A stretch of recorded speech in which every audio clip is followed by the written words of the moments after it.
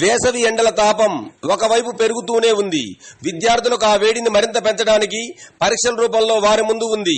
ఒక పక్క అవిశ్రాంతంగా సాగే సన్నద్ధత, మరో పక్క బగబగ మండే సూర్యుడి నడుమ నలిగిపోకుండా ఉండాలంటే వాతావరణం తగినట్టు చక్కని జాగ్రత్తలు తీసుకుంటూ ప్రిపేర్ అవ్వాలని 10వ తరగతి విద్యార్థులకు పిరపాక ప్రాథమిక ఆరోగ్య కేంద్ర వైద్యురాలు డాక్టర్ దుర్గా భవానీ పలు సూచనలు సలహాలు చేశారు.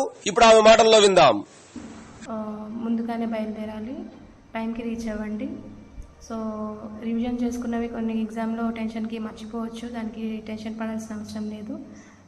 ఆ క్వశ్చన్కి మీకు ఏదైతే మీకు గుర్తొస్తుందో ఆ టైంకి అది రాయడానికి ట్రై చేయండి. ఎందుకంటే బుక్లో ఉన్నట్టు point to point, bit to bit రాయాలంటే అందరికీ చాలా కష్టము, చాలా తక్కువ మంది రాస్తారు అట్లా. సో ఒక పాయింట్ రాయకపోయినా పర్లేదు, ఆ క్వశ్చన్ని అటెంప్ట్ చేయడానికి ట్రై చేయండి. ఖాళీగా అయితే ఏ క్వశ్చన్ మీకు రాకుండా అయితే ఉండదు, మీకు తెలిసింది ఏదో ఒకటి ఉంటుంది. సో అది రాసి రండి, డెఫినెట్గా హాఫ్ మార్క్ ఏదో సంథింగ్ ఇవ్వడానికి ట్రై చేస్తారు ఎగ్జామినర్స్. సో మెయిన్గా ఎగ్జామ్ సెంటర్కి వెళ్ళేటప్పుడు టైంకి రీచ్ అవ్వండి అండ్ ప్రాపర్ బ్రేక్ఫాస్ట్ చేసి వెళ్ళండి.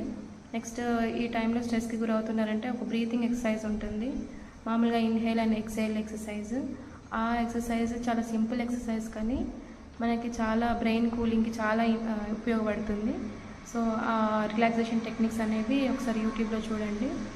ఇన్హేల్ అండ్ ఎక్సేల్ కరెక్ట్గా 1 to 2 minutes ఎగ్జామ్ ముందు చేస్తే బ్రెయిన్ కూల్ అయ్యి మీకు ప్రాపర్గా అన్నీ మీరు చదువుకునే అన్నీ గుర్తొస్తాయి.